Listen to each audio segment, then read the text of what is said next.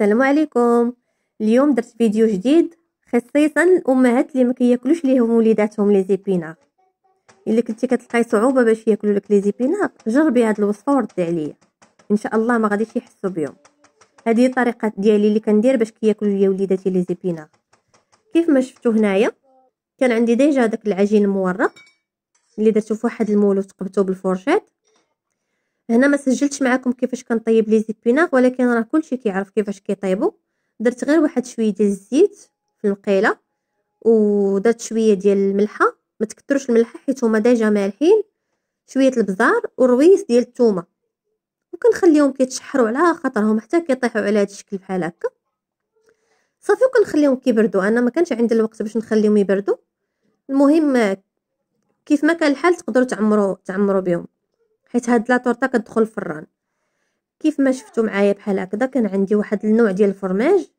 نتوما غادي تستعملوا الفرماج اللي عندكم في الدار، اي نوع متوفر عندكم في الدار. انا غير حيت كان عندي هذا قلت غنخدم به اليوم.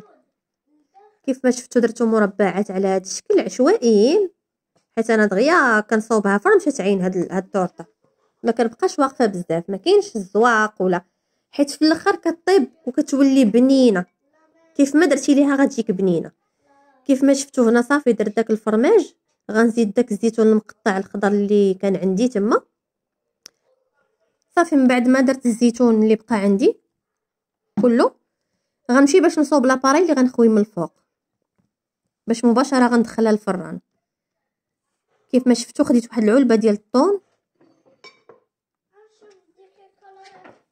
خويتها بالزيت ديالها حيت ديجا هاد الطون عندي ما فيش الزيت بزاف.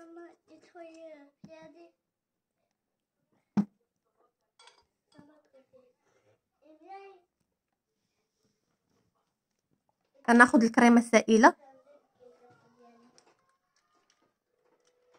تقريبا قد الحك ديال دانون.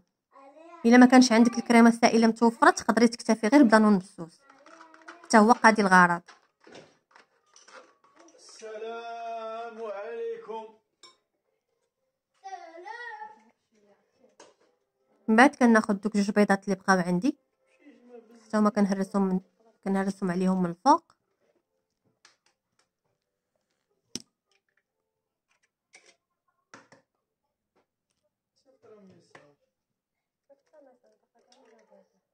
وكنخففها بشويه الحليب، المقطع ما تشدش ليه ديال الحليب، المهم كنخففها بشويه الحليب، وكندير الملحه والبزار من الفوق، وكنبقى نخدم في هذيك لاباري بحال هكا على هذا الشكل حتى العناصر كلها كتنسجم. كنخدمها مزيان، كنبقى نطرب فيها غير بالفورشات. من بعد كنخويها فوق الحشوه كلها اللي عمرت بها العجين المورق ديالي. في هذا الاثناء كنت ديجا انا مخليه الفران كيسخن، وكندير درجه الحراره 160. كنشعل على الفران من التحت على ما يطيب ليا العجين المورق، من بعد كنشعل الفوق باش كتحمر ليا داك الموتزاريلا اللي دايره صافي. كيف ما شفتوا هنايا خويت كلشي، بقات لي غير الموتزاريلا باش نديرها من الفوق على هذا الشكل. كيف ما قلت لكم كل حاجه حسب المتوفر. الا ما كانش الموتزاريلا تقدروا تحكوا الفرماج الاحمر حتى هو كيجي بنين